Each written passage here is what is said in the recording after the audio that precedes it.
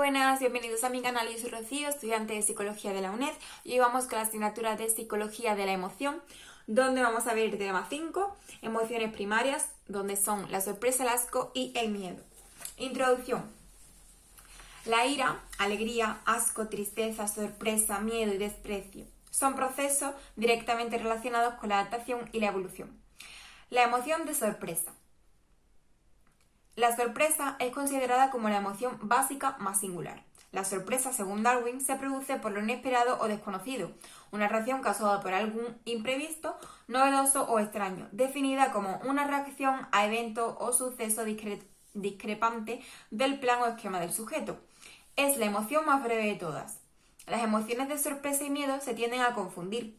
La emoción de sorpresa es frecuentemente seguida por otra emoción que colorea su positividad o su negatividad.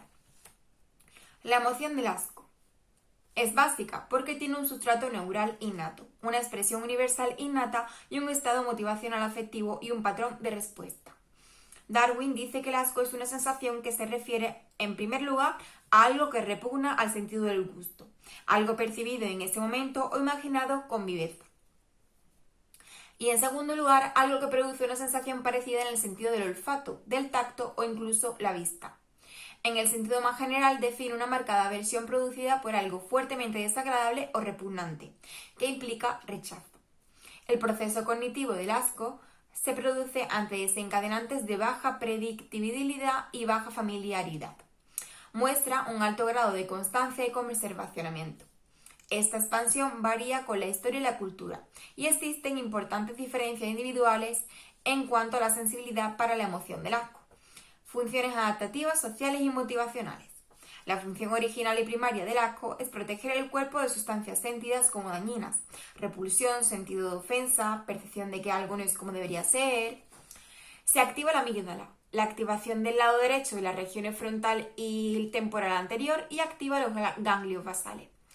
La medida del asco, se miden a través de dos sistemas de codificación estandarizados, sistema de codificación de la acción facial y el sistema de codificación de máxima discriminación del movimiento facial, con la escala de sensibilidad de Heidel-Coles, que la primera son reacciones y conductas y la segunda descriptores.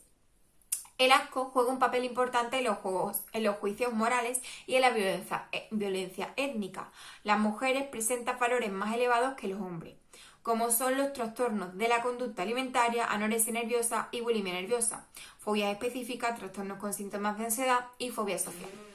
Asco y miedo. El asco y el miedo tienen la valencia negativa, alta activación y conducta de retirada. Claras y McKay dicen que el asco es una compleja emoción que probablemente tiene vínculos con los estados fóbicos.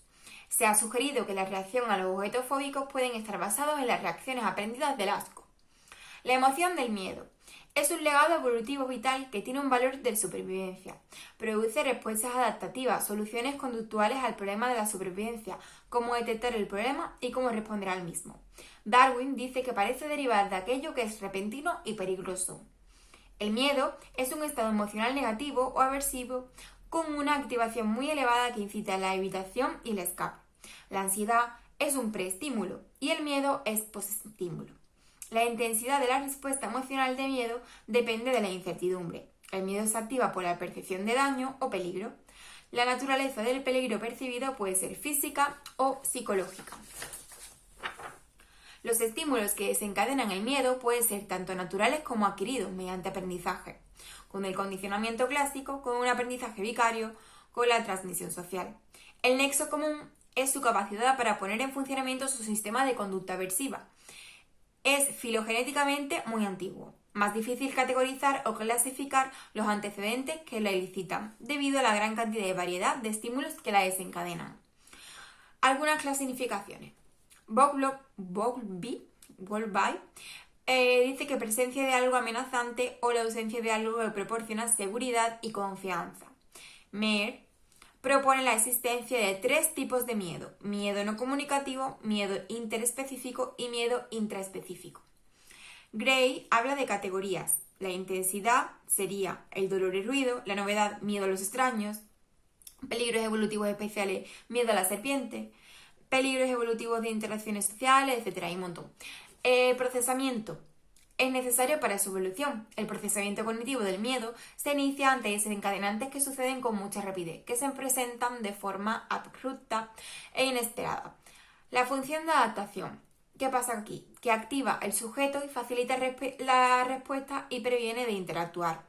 En los resultados de un estudio transcultural, el porcentaje más elevado de los comportamientos expresivos corresponden a la emoción del miedo, con respuestas automáticas del miedo, que sería retirarse, inmovilizarse, amenazar o atacar, etc.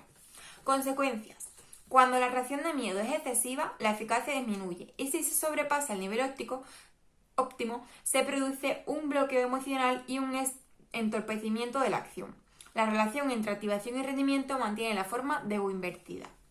Es el origen de numerosos trastornos de ansiedad, los ataques de pánico, fobia, los trastornos obsesivo-compulsivos y el trastorno del estrés postraumático. Y ahora vamos a hacer un súper resumen de todo esto. La sorpresa es una reacción causada por algo imprevisto, novedoso o extraño, y como consecuencia, la atención, la memoria de trabajo y todos los procesos psicológicos se dirigen a procesar la estimulación responsable de la reacción para convertirse en otra emoción, aquella que sea congruente en la situación estimular desencadenante de la sorpresa. El proceso de análisis y evaluación de los sucesos inesperados se componen de 4 subprocesos: la verificación de la discrepancia del esquema, el análisis de las causas de un suceso inesperado, la evaluación del significado del evento inesperado para el bienestar personal, la valoración de su relevancia para la actividad o acción que se está realizando. El principal efecto subjetivo de la sorpresa es la mente en blanco.